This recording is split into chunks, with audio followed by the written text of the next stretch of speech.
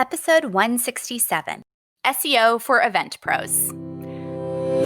This Week in Weddings is a support group for wedding industry entrepreneurs. We're the ones behind the scenes, planning and designing the event, arranging the flowers, creating the invitations, or taking the photographs for a couple's most important day ever. No pressure. If you've been in the wedding industry for more than a minute, you know it's not all cake and confetti. Running a wedding business is hard, and it's certainly not for the faint of heart. This Week in Weddings is where we catch up on this often crazy but amazing industry and share tips on how to be a better business owner, all while supporting each other along the way. You're listening to This Week in Weddings with Kimberly RHODES and Annie Roche. Hi guys, I'm Kimberly RHODES, owner of Hitched Events. And I'm Annie Roche, owner of 5x7 Designs. Welcome back to the podcast. Annie, we have a shout out to give. Yeah, I mean, this is my favorite. These are my favorite kind of shout outs. For a This Week in Weddings super fan. Okay, first, in case you don't know what a super fan is our highest level of donor to the podcast, but it's still super cheap, to be honest. Yeah, it's not bad. We just in the last couple of months we released our Patreon, and we have 3 levels, and the top level, our new best friends, the super fans, who we love and adore.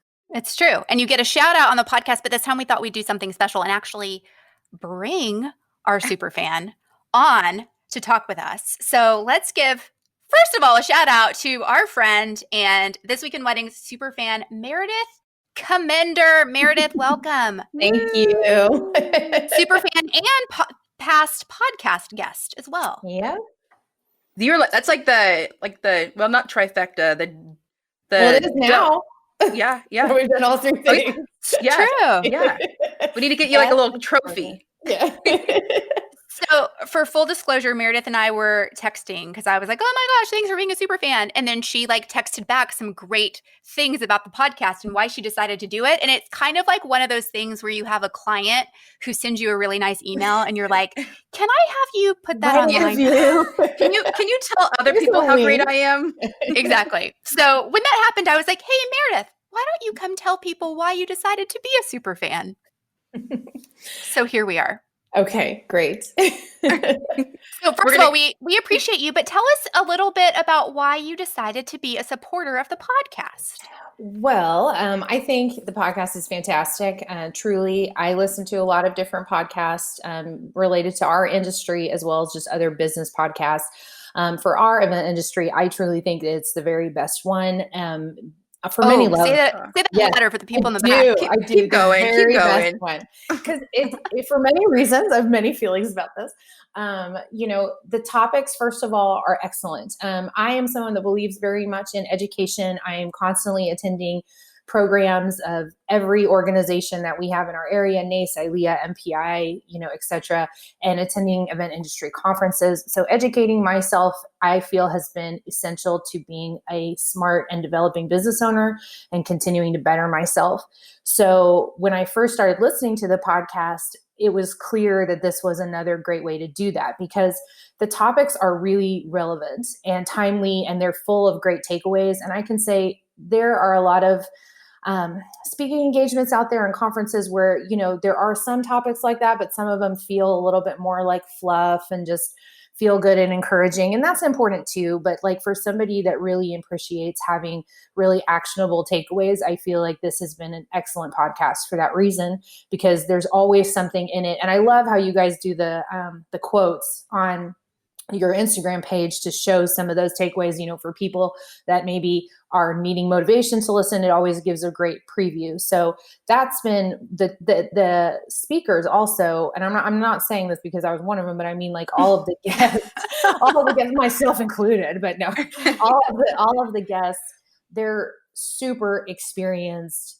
highly respected professionals. And if these are some people you wouldn't have access to unless you were traveling all around the country, going to different conferences, and some of which that they speak at are super expensive and are really hard for a lot of us to be able to access or make the time for. So you have all these leaders in our industry with so much experience on their topic, sharing their information. And then also, truly, you guys really do a great job with interviewing, the two of you. And I've been in some podcasts that I've spoken on myself where you just feel like, I almost feel like I'm guiding the interviewers, but I always feel like when you ask questions as a listener, I'm like, oh, I was just wondering that too. Like yay. you ask really thoughtful questions that I feel like as a listener, we're always wondering about ourselves. So those have been really the main things. And every, I've appreciated in times like we're having right now, where there's been a timely issue that you had to shift to, that was not what you were originally going to speak or, do the podcast on, and you've been able to shift. I know that's really hard, but it's important. Well, Meredith, we appreciate you a lot. Thanks for singing our praises. You guys. And if you are interested in being, if you are interested in being a This Week in Weddings super fan or supporter, you can go to thisweekinweddings.com/support.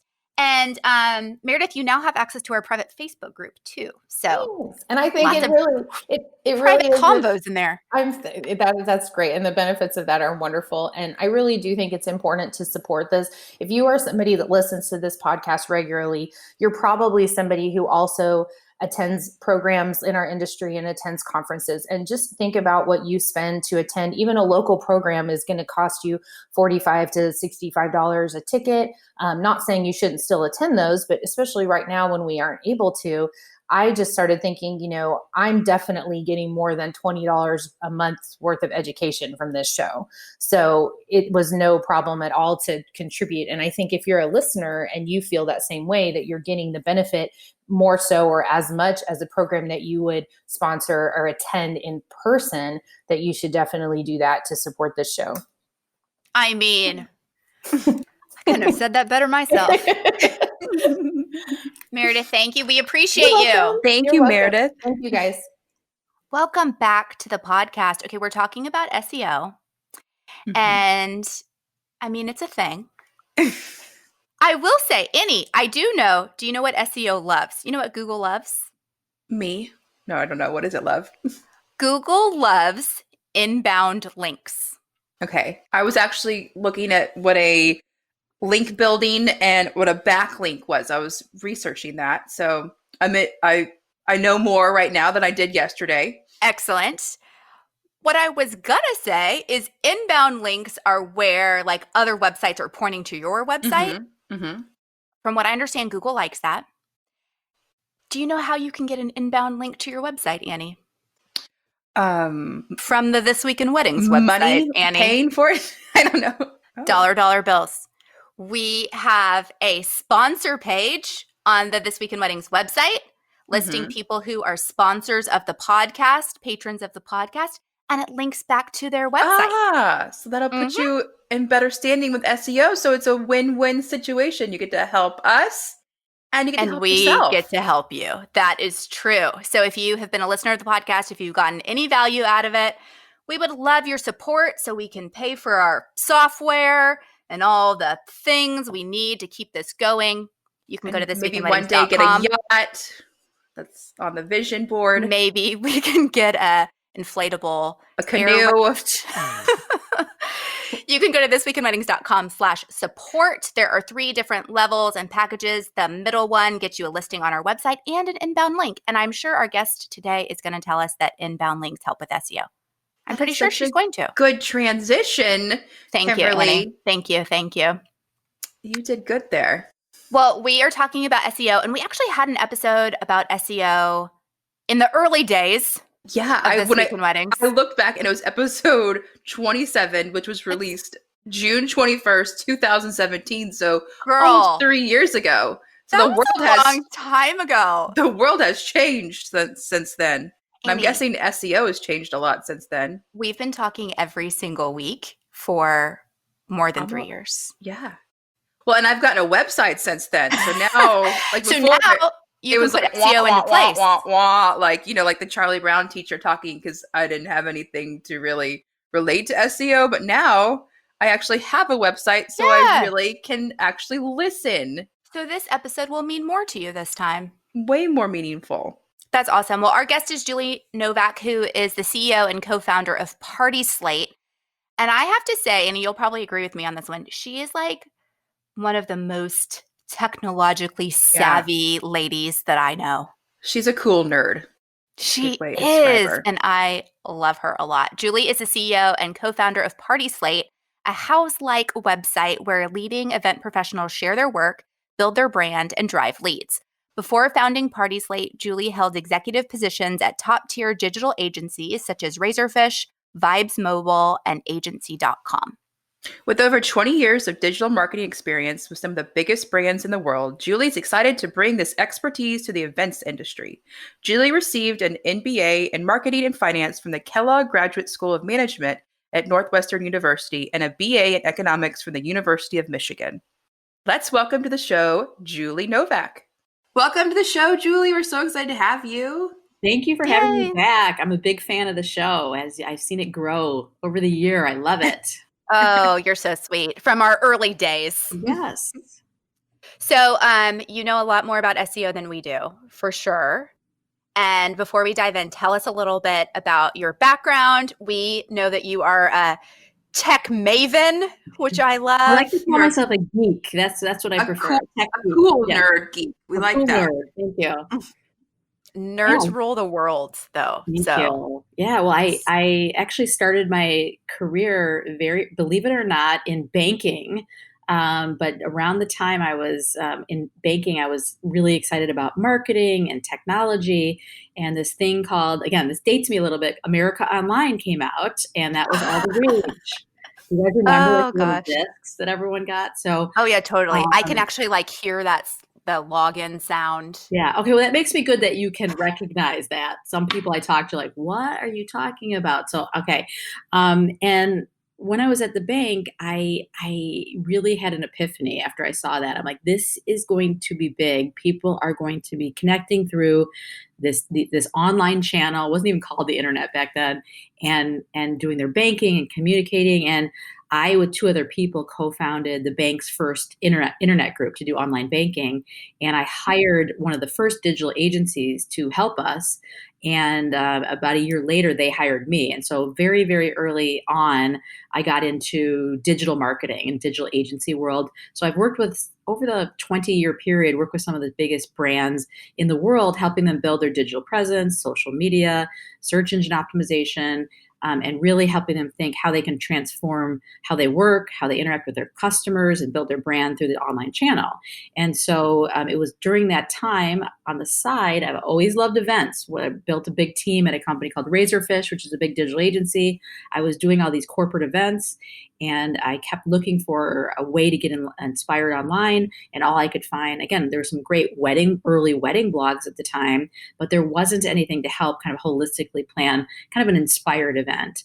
Fast forward many, many years, after many events, probably 50 large scale events that I've planned, again, corporate galas, other things, I used a website called Houzz, Houzz. Oh yeah.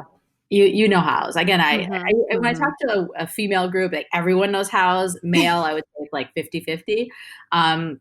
But I really, again, with all my digital experience, I looked at how they used photography and how these architects and landscape designers, whoever they were, could build their brand through their photo portfolio.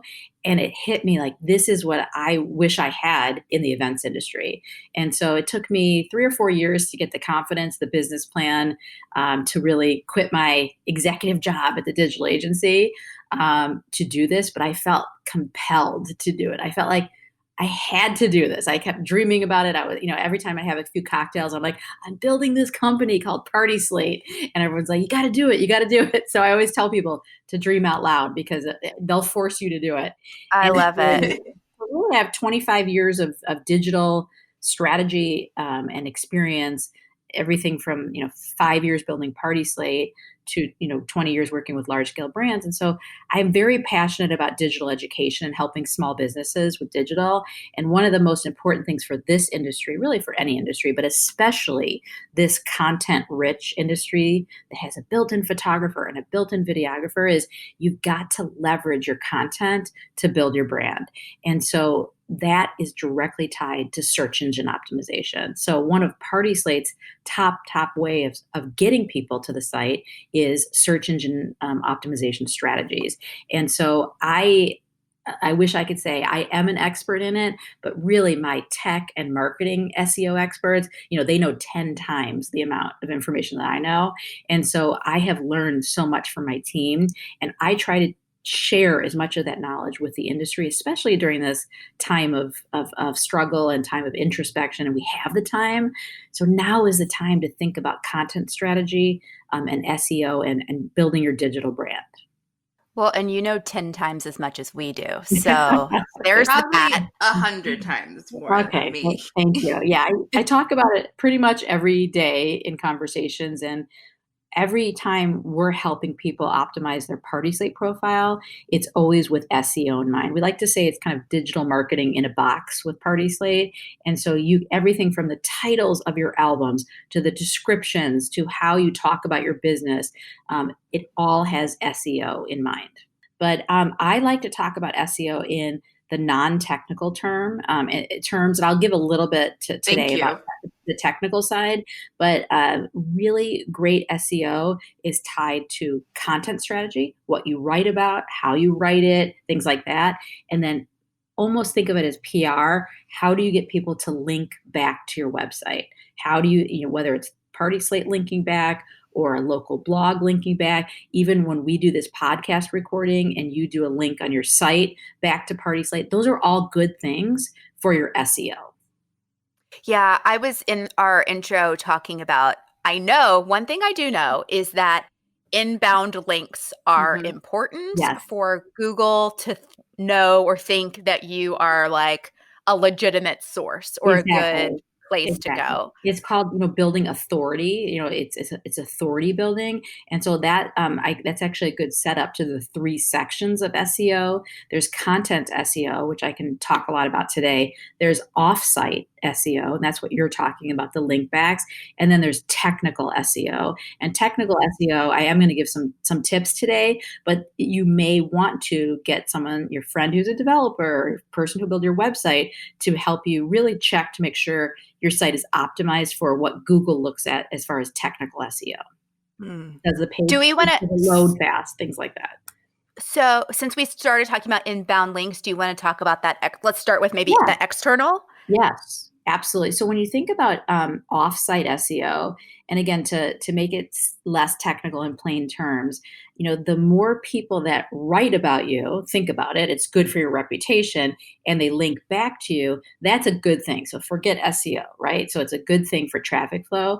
But what Google thinks in their algorithm, and again, no one knows their exact algorithm, there's 900 factors that actually go into what shows up on that page, but they basically bucket into those 3 areas. So for offsite SEO, let's say a local blogger, writes about your business or something like that. They could forget to do a link back. They're writing about you, and that's great. You always have to ask for that link. So, when you're reading an article and it says your company name, you always want to ask, and most people will do it. If you're talking to a really, really high-end publication, some cases they will not do link outs, back to your site. So their goal as a publication, by the way, all these magazines and things are struggling to make money, and how, advertising plus, getting people to pay. And so they don't want people to leave their site. They want people to stay on their site.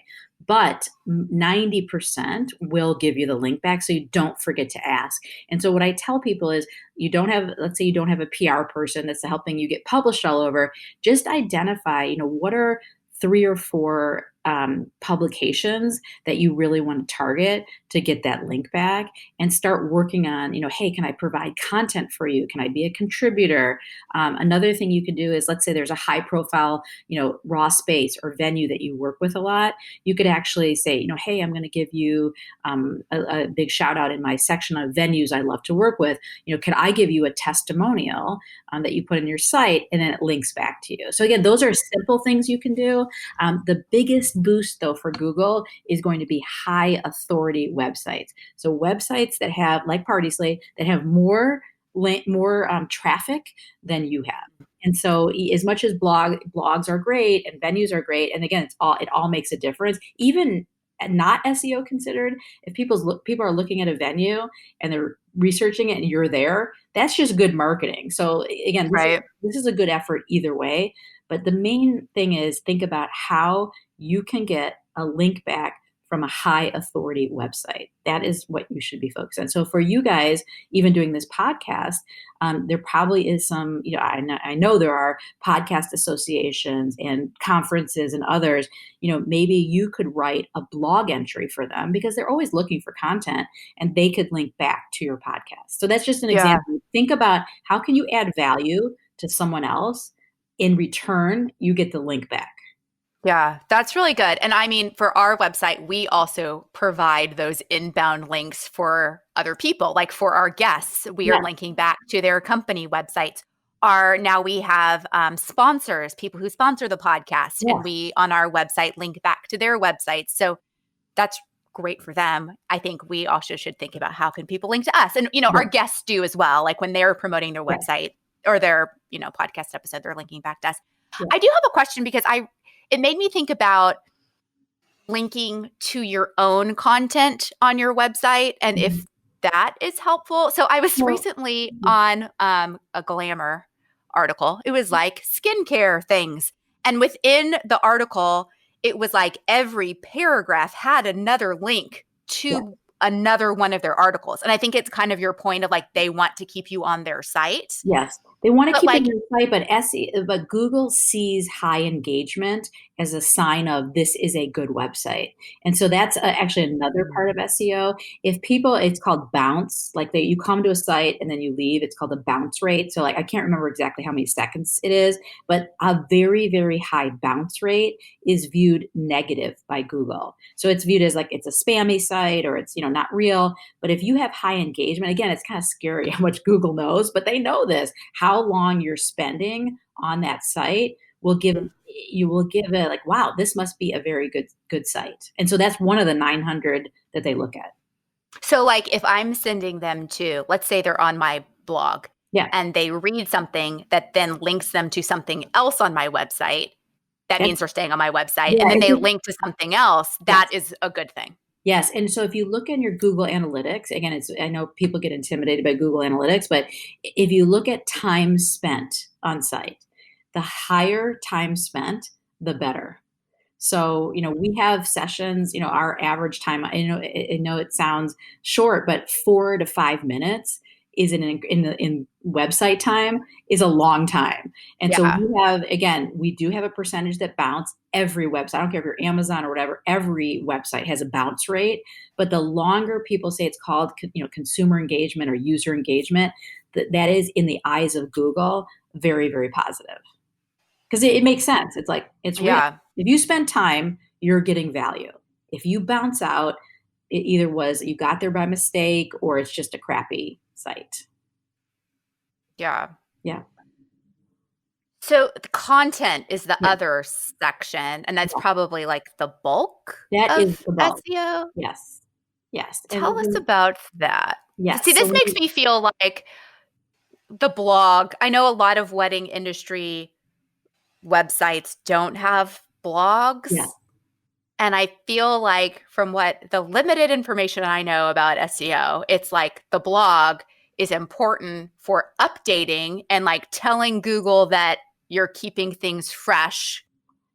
Am I wrong? That's part of it. And I guess I'll say, that is part of it. But I think the blog is actually, it's great if you have the time to keep it up to date, but it's actually secondary to having a great website with relevant content, SEO keywords for your regular site. So for example, I did a speaking engagement with Bride Lux in London, and I get a lot of people asking me to review their websites, and I love to do it. I'm a total geek. There's an amazing planner in Ireland, and she had this beautiful site.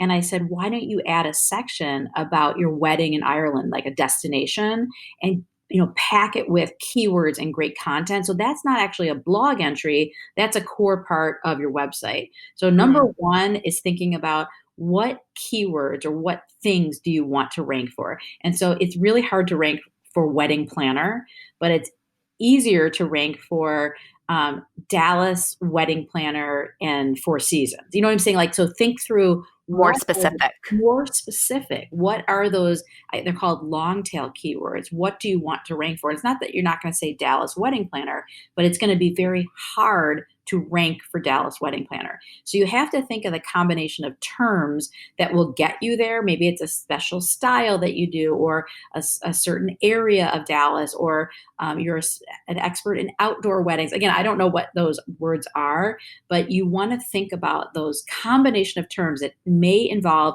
a location.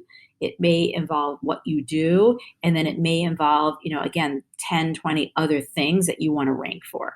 And so, again, if you're a bar mitzvah planner, and there's not that much talked about bar mitzvah planners, you could create your bar mitzvah checklist. I talked to someone yesterday that did your Zoom bar mitzvah checklist, and all of a sudden everyone's, linking back to it, and it's starting to get traction on that page. So you have to think about what on your website, first your core website, and then blog is great, but also things like social signals matter, putting content out that link back to those pages, party slate. Every event album you create is a blog entry. So if you're intimidated by a blog, just enter a new event, 2 paragraphs, descriptions, you're done, right? So content creation is the most important thing tied to these keywords. Julie, I have a question, because I know keywords are so important. Yes. And I know, like, back in the day, like the beginning of the internet, which you and I remember. Yes. Oh, that makes me happy that you remember. Oh, I totally do. Where, like, do you remember when people used to, like, have white on white text with just like a million keywords hidden, like thinking that they were like, is that not a thing anymore? Well, it's not that was a thing. Fact, at a certain point, you got penalized for doing that. So Google is a billion times more sophisticated than those old days. It was called kind of keyword stuffing. Like it just was, and then the white on white doesn't work anymore. And especially what they're looking for, again, is a great page. Now, again, not to intimidate people, it used to be 150 words. Now they're looking for like 1,000 words. So a lot of content. Oh, wow. Links to that site, signals from your own website. Is it in the navigation clicking to that site? Is it linking from blog entries? So you want to think about it, I would call it like internal linking to those pages to show Google it's a real page. And then also, they will be able to see, are people spending time on that site? So again, if it's a fake page with or even the white on white, not going to help you. Like when I look at websites that are clearly outdated, and it's like the footer has all of like the cities that they work in with like the keyword at the back. I'm like, oh, that's. And part of that is they use the footer to link to pages on their site to show Google that those pages are important. So there's some other elements besides the content SEO that they're looking at. But I think the key thing is don't try to trick out Google. Create great, valuable content that has these keywords. And so the better the content, the more people are going to read it, the more people are going to link to it. And so that's important. Also, I do think just putting SEO in context, you want to make your site amazing and a great representation of your brand. And so don't try to do SEO tricks that really make your user experience less. The better thing is to think about what is valuable content to the people I'm trying to attract, and then build things around those topics. So I know it sounds, again, very straightforward, but I suggest, and I have an SEO kind of planning template, it's really important to think about areas of content, and not just for the blog, but for that, like you want to get across, that's about your company and what you do in your area of expertise. So I always take this back to your brand strategy, your company, what you want to be known for. There's a million event planners, there's a million venues. What makes you unique or different, and how can you build content around that? And again, maybe you're an amazing planner that does incredible luxury events in luxury hotels. Maybe you create a whole section on your website about the venues that you've gotten to know over the last 15 years and put spotlights to your events at those venues. And again, that's what we've been trying to do on the Party Slate profile, is connect you with the incredible venues and other event partners. And through our linking and crediting, really create more content and more value to all of the professionals that work together. So you can think about that same strategy for your website. I will go back to the blog comment though. Extra credit on the blog side, and you don't have to do it every week. I know people are like, oh, when am I going to do it? Think about once a month adding a really great blog entry, a long form blog. Julie, I feel like always the movie reference, but I feel like Sharon Clueless, like, I thought there was peace in the Middle East. I thought blogs were kind of dead. I thought people are more like micro, like looking to Instagram for like micro blogging and all that. But are blogs really? Is it still a thing? I completely disagree with that. Okay, that's fine. Yeah, but some people talk about kind of these micro blogs. That's great. On Instagram is a mobile app that is not SEO optimized in any way, and so on Instagram, you can create these micro blogs, and it's networked and it's a social. And again, if you only have time, my suggestion, if you only have time for like one or two things, which again, I know we all have to, prioritize, again, Instagram and those are going to get you more bang for your buck if that's what you can do. If you have the time, that's why, like I say, it's extra credit. From an SEO perspective, Instagram will not help you. 95% of people researching start on Google. Again, yes, on Instagram, and they're kind of like, they're kind of a lean back experience. And yes, that's true. But when you're doing a lean in experience and you're actually planning an event, you are Googling things. I mean, you know that in your real life, that's what you do. And so how are you going to show up in Google? Again, high authority sites like Party Slate, we are going to be ranking first, second page many, many times. But in order to get you ranking higher for, Dallas bar mitzvah planner, again, whatever your term is, you got to have a lot of great content on your website. So I don't want to overwhelm people like you have to do everything. You should prioritize. There's 6 or 7 things you need to do for digital. What are those 6 or 7 things that are the most important to your business? The one thing that does overwhelm me that you said is the 1,000 words, because that seems like a lot. And I have words on my website, but I think about people like photographers or videographers. I have an easy Tell me about that. I have an easy solution for you guys, especially podcasters. You can do transcriptions of your podcast. Like, I think it's like a couple dollars, right? Yeah. You have to review it, but imagine the content you can create by even your businesses, not your podcast.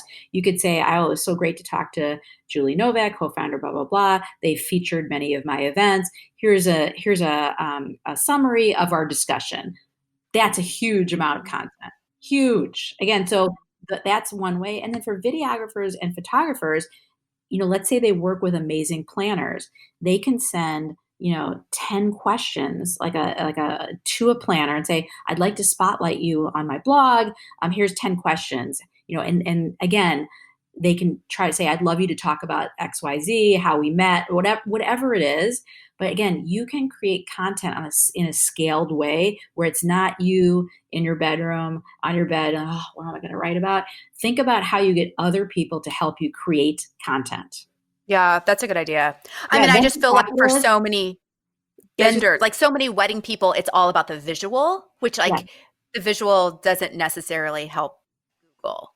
It doesn't. And the visual, you can do alt tags. That is, if you think about it, it's the back side of the photo.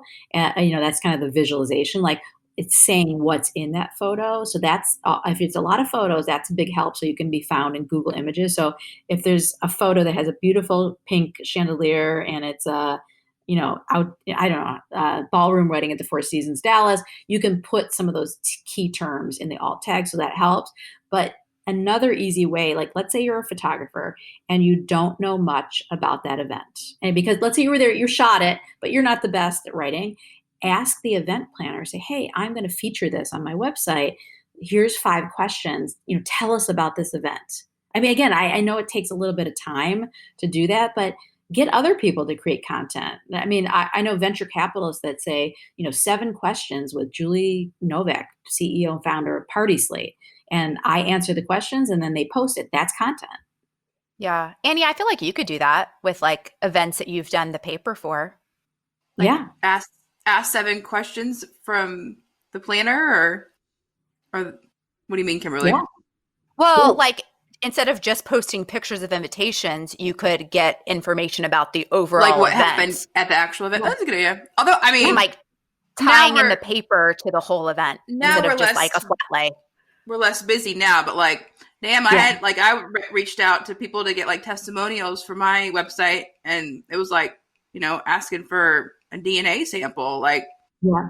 And I think for testimonials, and I know this is Kimberly, you sent a very nice one very promptly. I was going to say, I sent one in, FYI. Yeah, but I think for testimonials, you can also say, if you don't hear back, you're like, do you mind if I craft something for you and I'll send it to you? I mean, people do that with me. I'm like, sounds great. I just like, you guys need the content, hustle to get it. And if you have to write it, you have to write it.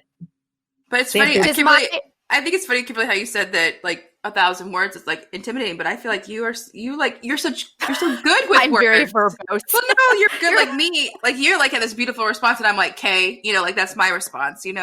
Like I'm visualizing like like in 3rd grade or 6th grade where it's like a 250-page paper, and I'm like, I really, really, really like like you use the words over and over again. The words, but sometimes to a fault. Hey, Annie, does my testimonial link back to my Hitched Events website? Ooh, I don't know. Let me write that down because I'm like, I don't even know know how easy this is. Yeah, and Google yourself, Google your company, go look at where you're written about, ask for those link backs. Because that would be an easy way to get other people. Like, I'm happy to write a testimonial for people that I love to work with. Yeah, it would be great to be like, hey, if you're going to post this on your website, link it back to me. You get a link back. Back. Yeah. And who doesn't want to have a testimonial about your business? And again, we should do more of this on Party Slate. We have some testimonials, but we should do that as well about people that really like using Party Slate. And of course, we'll link back to their profile page. Yeah. Yeah. That's really, I mean, I feel like that's something easy to do, especially now when it's like everyone has a little bit of downtime. I don't think it's a big deal to send out that ask.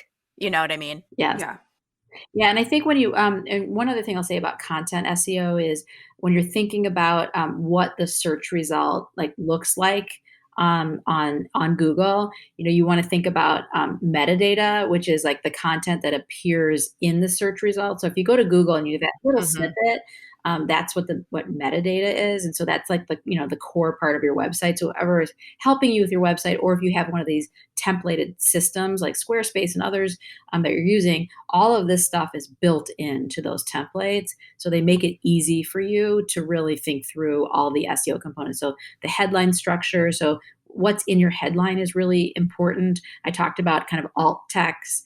And then if you think about like the holy grail of Google is what's called a featured snippet. I don't know if you guys have ever seen when you search for something and it comes out in a box on Google. You may not have noticed it, but they're doing it more and more. That is where they've identified kind of a perfect match to your question, and they've featured it in a box, and they're really high profile and really high click-through rates. So more and more like Party Slate getting these featured snippets, which like our SEO team, it's basically like, let's get the champagne out. So it might be Great Gatsby party ideas or whatever it is. If we have an incredible blog entry that answers a lot of the questions people are looking for about Great Gatsby parties, we might be a featured snippet. Yeah. Hey, Julie, I have a question for you. Like for small businesses like myself and Annie and most of the people who are listening who are like 1-person teams or maybe 2-person teams, like do you feel like SEO is something that they can do on their own, or should we be like hiring people to do this? I mean, you obviously have a bigger team. Not and me, like because I'm an idiot. People. No. I mean, Annie, you need to give yourself more credit, girl. You have a website. But step 1. I will say you guys are on the cutting edge of podcasts, which is such a big, big trend right now. So you guys should be like, hey, we're doing a great thing. So kudos to you guys. So podcasting, there's so many SEO techniques. If you have a successful podcast that you can use, and I think you can use that with your own businesses too. So I could brainstorm with you guys on some SEO ideas, but I am torn to say spend the money on an SEO consultant when there's so many other things you can do on your own. And so my real recommendation is no one knows your business as well as you do. So I would really think through, again, your website, your third-party platforms. And of course, I'm biased towards Party Slate because it's an SEO machine, but there's other platforms out there too. What are right for you? And those link backs are really important. So think about that. And then of course, social media, that's why you have to think holistically. If you are not yet kind of a strong Instagram presence, it doesn't have to be a lot of followers, but a strong that represents your brand, you've got to do that first, in my opinion. So you have to put this in context, but SEO is a quick follow after social media. And so if your social media, you're at least representing your brand. Like when you land on that Instagram page, you're like, that feels good and right to me. And again, it doesn't need to be all professional. It doesn't need to be 10,000, 100,000 followers. It just needs to be like, this represents my brand. I would say right after that is really thinking about your website and SEO. And it's not just SEO. It's thinking about, again, the framework of when someone lands on your website, do they know within 3 seconds what you do and who you are? Can they quickly look at your work in a gallery? And again, many people are linking back to their Party Slate profile to save them time and energy on that section. Can they contact me in an easy way? Is it mobile optimized? All of those things are really key. And then when you're writing your content in your sections, think about 3 areas that ideally you want to rank for. And so that doesn't involve an SEO consultant. Do those things first. And then when you feel like, hey, I'm doing pretty well, give myself an A or B in all these areas, then you can start thinking about technical SEO and other things where you might want to hire an SEO consultant. I do have a question because you mentioned, or we talked about how Google penalizes people for like keyword stuffing. Do you know of other things? Again, no one knows exactly what Google penalizes Is there for. A Google jail? Do they shut down your website? How do you get penalized? I think how you get penalized is you don't get ranked. Yeah, you don't get any Google. You can do whatever you want on your website, but Google decides which sites are quality and which sites get shown. So, they control Party Slate has an algorithm on our real events. It's the same thing. What real events are we going to show in the gala section for, stages, or, we decide, and we have our own algorithm. Of course, it doesn't have 900 elements like Google does, but it's just a formula of what do I show and how do I show it? And so the penalty from Google's perspective, for example, if you don't have a mobile optimized site, you're not going to be shown in the search results on mobile. They're just not going to. Don't piss off Google, guys. Yeah. I mean, again, they're pretty powerful, and I know there's I love Google. My husband works for Google, in sales, so he can't help me at all with SEO. An inside darn. I'm paid Google. And so from that perspective, it's good, but they have a lot of power. They have a lot of power. Do you use Bing? What search engines do most of the world use? It's Google. And so you kind of joked about pissing off Google. It's really about what in the eyes of Google will tell them this is quality content. Mobile optimized, important. Yes. Is there any other things that you know of that are kind of a must-have in order to not be annoyed? Yeah. By Google being annoyed by you. Yeah. So for the technical SEO, just to talk about kind of the key areas to think about, one for sure is mobile optimization. So if you're using a Squarespace, a WordPress, or any of these templates, they are mobile friendly, but you also want to make sure you're using it correctly and testing it. Two is it easy to navigate? And I know that sounds so obvious, but Google will be able to see if it's not easy to navigate and clear how to move through the site, people tend to bounce off the site. So really you're looking at your time spent, and it doesn't have to be 4 minutes or 5 minutes, but you don't want them to bounce before 30 seconds at least. Number 3, I would say, is it loading quickly? And there is a page speed. Again, this is something anyone can do. It's called Google PageSpeed Insights. And so if you guys want to, you could provide a link to this, but it's Backlink. you can go to, and you just put your URL, your website address in there, and it will give you a score. So we're really proud that Party Slate has a 99, which is really, really high, obviously. And about 2 years ago, we were in the 60s. It wasn't loading as fast as we wanted it to. And so again, you don't have to be a 99, but most websites should be very, very fast loading.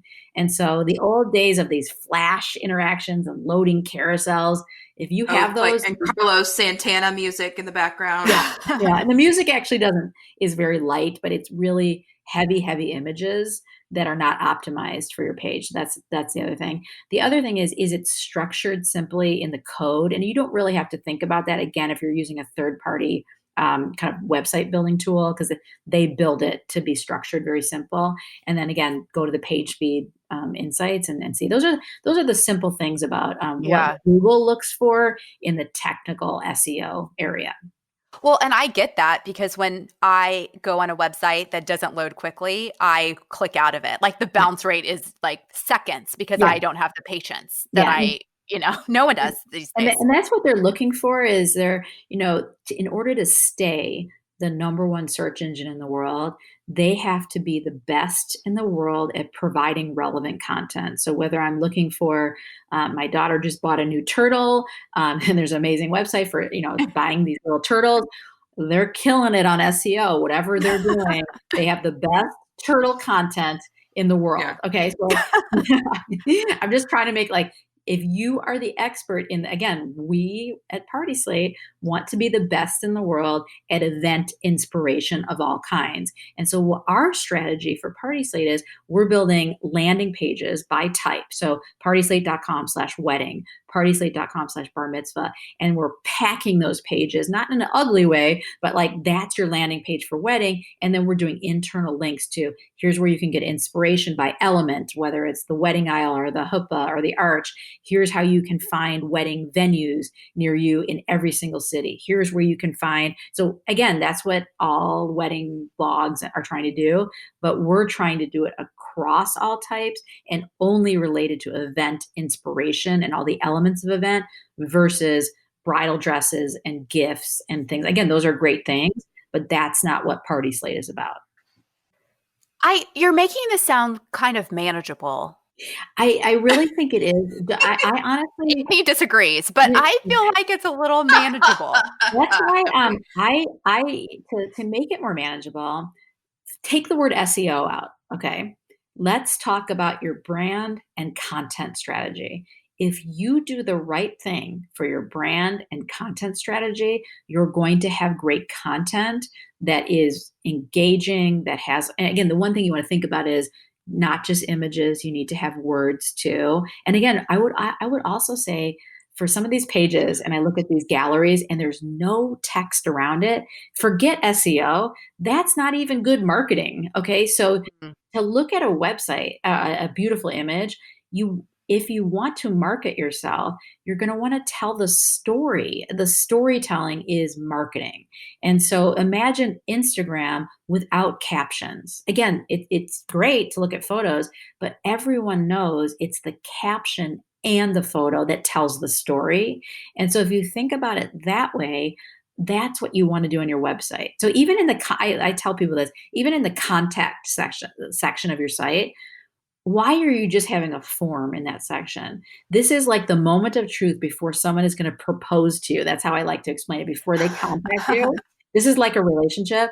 don't you want to have one last little message there about contacting, even if it's 3 or 4 sentences, and then you have the form? Don't you want to have like one beautiful image to like remind them that you're the right person to contact? So again, this is just good marketing, and that's why it shouldn't feel overwhelming. Good marketing and good content strategy equals typically good SEO. And so if you think about it that way, you don't like, oh, I need this techie SEO guy, with the hoodie on that's going to come in and help me. I can stereotype because that's my industry and it's true. Yeah.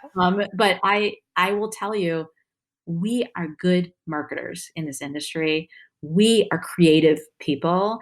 And so if you're not a great writer yourself, again, maybe it would be great to spend $500. There's a lot of writers that want work right now that can help you write some great content. So I'm just trying to make it very simple. If you're a good marketer and you're a good storyteller, I think you can be good at SEO. Yeah. I think looking back, Julie, as everybody knows, I am new to the internet. So I just launched my website in February, March. I don't remember. I don't remember 2020. Everything's all grouped together in 2020 here. It's like one blob. Yeah. But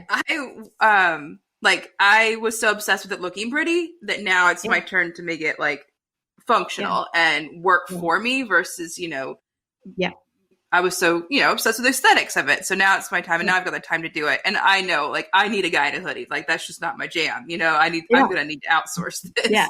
It's not my strong point. I don't enjoy it. I don't, but at least now, I know how to talk to him about it by talking to you. I don't feel as stupid. Yeah. Now. Yeah. It's really not hard. And I think it's about thinking about, again, what are the 4 or 5 areas that you want to rank for? And again, in some cases, you could just decide, you know what? I'm going to just create a great website that has great content with great links. I'm going to optimize my Party Slate profile that already has SEO built in. I'm going to do one blog a month, and that's going to be enough for me. And that's okay.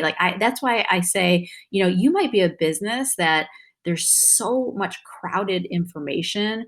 You may not rank ever. Okay. And so if you think you may not rank ever, which I think that's very few businesses, maybe just focus on great content strategy and great storytelling so that the people that do find you have a great experience. Yeah. And I feel like right now I'm lacking the content. There's not that many words on my website, and I need to. I'm going to take a look at your website this weekend and give you feedback because I love doing that. Aww. So send me an email and I'm going to take a look at it. Because again, sometimes we're harder on ourselves than we should be. And so I will give you my honest opinion. That's Annie. And then I'm going to give you a link back, Kimberly, with your testimonial.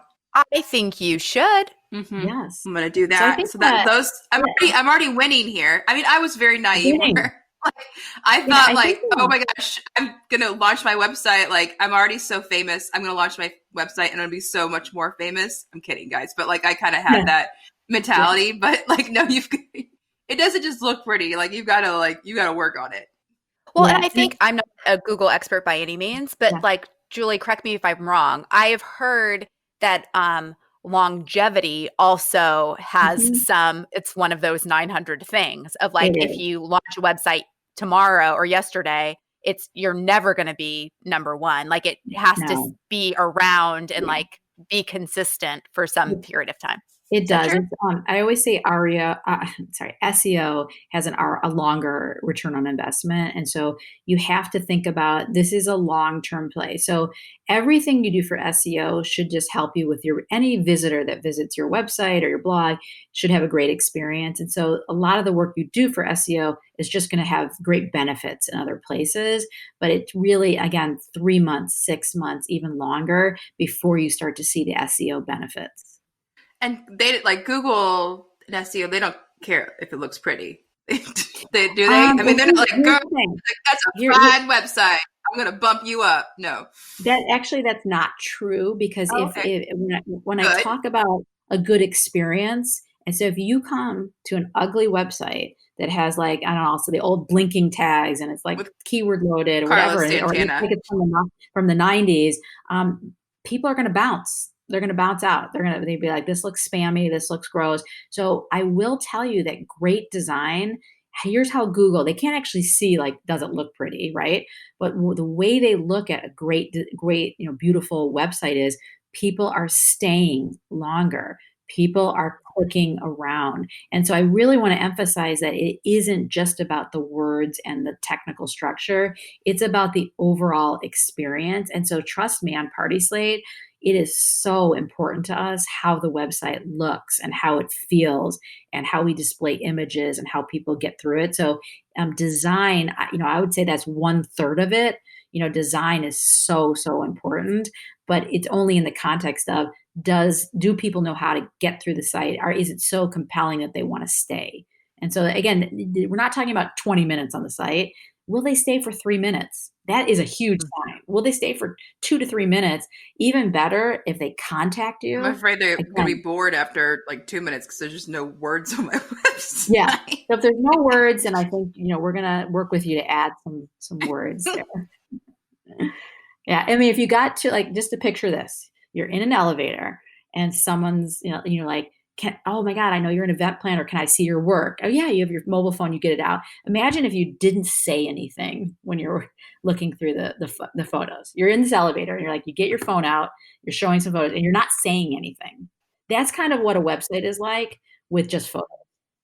That's interesting. Imagine an elevator. God, that just sounds sexy saying elevator right now. I'd go in an elevator with somebody. Sounds sexy. Yeah. Going to an office building sounds amazing right now. I think the frozen section of the grocery store feels like Paris. I'm like, oh yeah, I'm in a grocery store. It's like a self-care date. Oh goodness. Yeah. So, but just to summarize, and again, I'm happy to take more questions. But when you really think about SEO, 3 areas, okay, and then I'm going to put like 2 or 3 sections under each. Content SEO. Just think about 3 to 5 areas that you want to rank for that are a little bit longer tail. So again, it can't be just wedding invitations. That's not enough. Like, it's going to be too hard to rank for that. So you think about content that you want to rank for. There's a website called Search Console, Google Analytics, where you can actually measure the performance. Like, where are people going on your site? Like, let's say you do have a popular page or a couple pages on your website, maybe build more content on those pages, just to help you think through something you can build on. And then I will say, again, third party, whether it's LinkedIn or Party Slate or others, the social signals and the other sites, the link backs and the content back to your site is something that Google will also look at. So, when you post on, again, Instagram isn't a great example because you can't drive back that much from Instagram. You can have your link in bio, but think about, Facebook and others, they do look at social signals. So it's weird. I mean, Google can see all these things and what they're looking for. They're not this big brother, like, what are people doing? They're looking for a sign that it's valuable content. If a page never gets linked to and people never visit it, it's viewed as not a valuable piece of information. So that's kind of content strategy. It is not complicated. It's just thinking about, how do you want to break through? And then backlink strategy, which is number 2. You guys, this made me so excited. Right now, you got an additional backlink.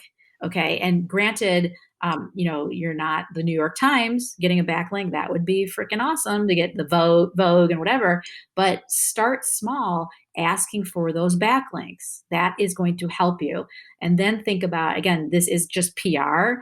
How are you going to get published? Whether it's a Party Slate article or whether it's Vogue weddings or a local blog that is very popular.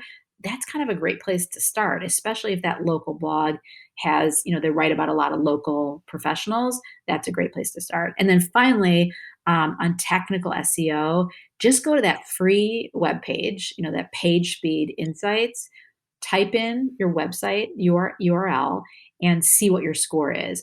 And again, you can Google this, but I'm not sure. But if you're, 50 or below, like you need to do some improvement. They actually tell you like what's a good score, what's a bad score. And this is where you might need to get a technical SEO person to help you with this. But you want to make sure if your site is easy to navigate, it's mobile friendly, and it loads very fast, you're probably going to get a decent score. I'm going to have to go to that because I didn't know that existed. So I'm going to check that out for free, sure. it's easy. And I always tell people, like, it's just good to know. I'm not saying you have to spend $1,000 on an SEO guy, but know where you stand with SEO, and then think about your holistic digital footprint. And when you think about that, because it takes 7 to 10 points of impressions before someone will contact you. And so it's not just Instagram. And again, remember, Facebook changed their algorithm about 7-8 years ago, and about 100,000 businesses went out of business because they were built on a certain part of the Facebook algorithm. You don't want to be, and again, it's less relevant for our industry, but you don't want to put all your eggs in one basket. So again, we are obsessed with Instagram at Party Slate. It's one of our top traffic drivers. Trust me, we love it, but you can't have an Instagram only strategy. So again, back to your digital footprint, you've got your social media platforms. Pick 2 that are important to you. You guys have heard me talk about LinkedIn. I loved your Facebook Live about TikTok, and kind of put your toe in the water there. What are your channels there? And again, don't underestimate Facebook. Again, people are like, oh, it's just old people. It's really not. Old people pay my bills, I gotta say. Yeah, so I talked to a planner in Charlotte yesterday, and she's like, yeah, Facebook is 50% of my leads come from Facebook. So don't underestimate, Facebook and those platforms. So you're thinking about, again, your social media platforms, you're talking about your website strategy. Again, that includes your blog. Then you have third-party channels, and then you have, again, your email and other things. So there's a lot of things that go into your digital footprint. You just have to remember it's not about one thing. And I know that's intimidating to think about, but this is the world we're living in. I mean, magazines are going out of business. That Martha Stewart, only has an annual, not a quarterly, or I think maybe Brides shut down. So again, print is gone. Maybe there's a few exceptions, Modern Luxury and some others that I like. I like People magazine. But if you look at print advertising, this is the way it's going. You look at digital, it's going this way. So I know I don't need to share that, but the new world we live in is you've got to think about how people research, and then you have to have a presence that represents your brand. So, Julie, you mentioned our Facebook Live about TikTok, and we would love to do a Facebook Live with you about SEO if you will join us. Absolutely. I thought it was a great session. And again, that's a great example of, I don't think people are using Facebook Live enough. We're doing a lot of Instagram Lives, but I want you guys to know you inspired me to think about Party Slate doing more Facebook Live. So love it. You guys are cutting edge. I love that. Well, for access to the Facebook Live, Julie was talking about TikTok, and our one with her that we will have coming up.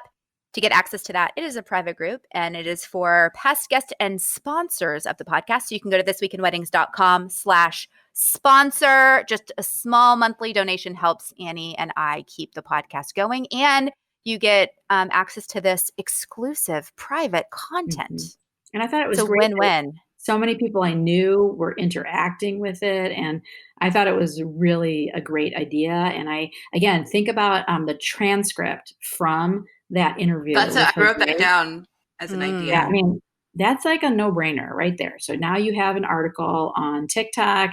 It'd be great for Jose. You link back to him.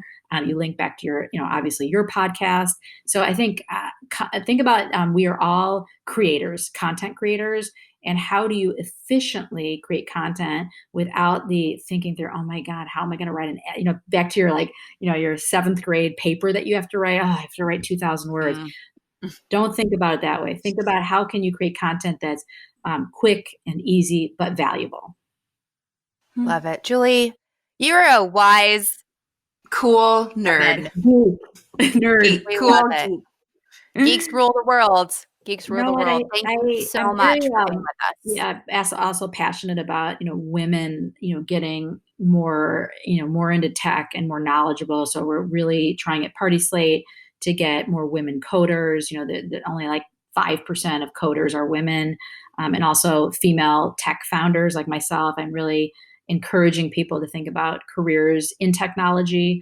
And I feel with the events industry, what I can share with digital knowledge, especially during these tough times, I think it makes me happy to help people. Someone said, oh, after your Instagram, I got verified. Like, again, that's exciting. That's something we said really helped people. And we feel in return, it will help build our brand as, Party Slate is a digital expert. And by using Party Slate, it can help simplify all these things that you need to do. So if I could do every little piece of content marketing and SEO and others and photo sharing and alt tagging all in a box, that's what really we're trying to help event professionals with. Doesn't mean you don't need to do these other things. You do. I'm not going to say, oh, just do everything on Party Slate. I wish I could say that, but think of what are your 6 to 7 touch points with your consumers, with your targets.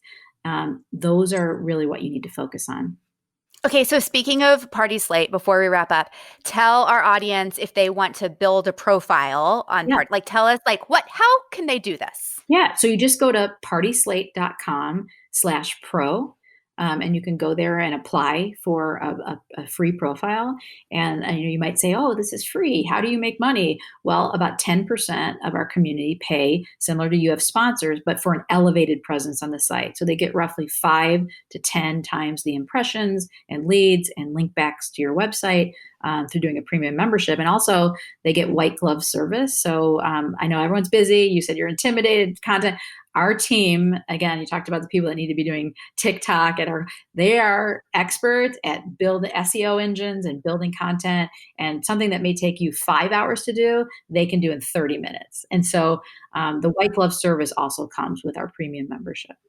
Well, I just like it because for me, Kimberly, you've got your blog and all that, but I like Party Slate, because, it's a little bit, it's something less that I have to do. It's creating content for me that I don't have to actually do myself. Exactly. It's just I like to say Party Slate for the events industry is a giant content SEO engine. In addition to that, you're not going to, every event you do, you're not going to be, I'm going to put that on Instagram. I'm going to put that on my website. You're not in every event. But on Party Slate, you can put every event that you feel represents your brand, or every, again, invitation or whatever it is, that can go. There's an unlimited amount of content. And the reason why we're moving up in the ranks in SEO is we have 800,000 photos with content. Oh, wow.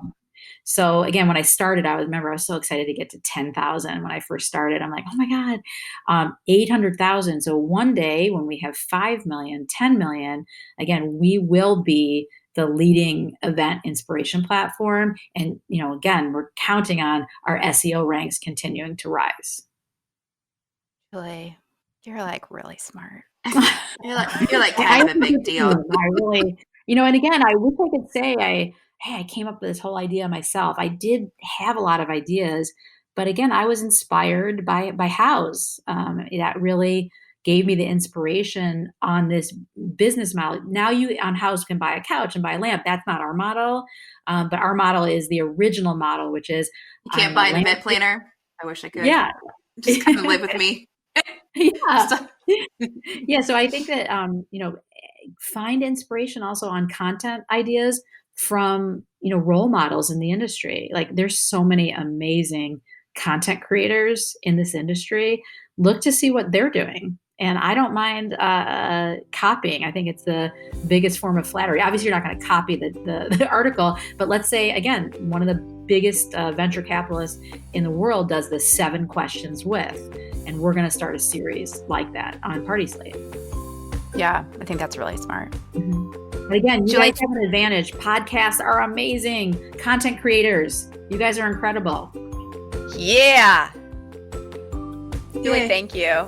Thank you so much. Being here, for being a guest. Time number 2, you're in a very exclusive list. Thank you so much. I'm honored. We can't wait to have you in the Facebook Live, so that'll be super fun. Yeah, I would love it. Maybe you can analyze Annie's site there. Analyze me in general. Thank you, Julie. We'll see you soon. Thank you, Julie. Thank you so much. We'll talk soon.